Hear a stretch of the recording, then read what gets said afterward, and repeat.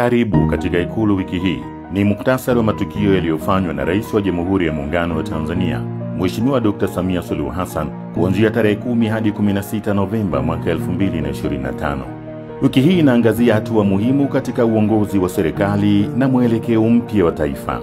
Tarehe 14 Novemba mwaka 2025, Rais Dr. Samia Suluhu Hassan alimwapisha Dr. Mwigulu Nchemba kuwa Waziri Mkuu wa Jamhuri ya Muungano wa Tanzania katika hafla iliyofanyika Ikulu Chamwino mkoani Dodoma, na kumkabidhi dhamana ya kuwatumikia wananchi wa Jamhuri ya Muungano wa Tanzania kwa uadilifu na mshikamano wa kitaifa.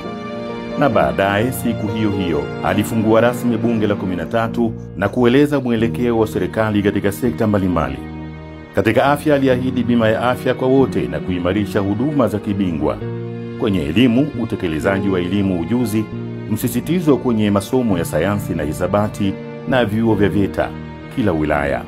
Alihitimisha kwa kusisitiza mapambano dhidi ya rushwa, maboresho ya haki jinai na uimarishaji wa vyombo vya ulinzi na usalama.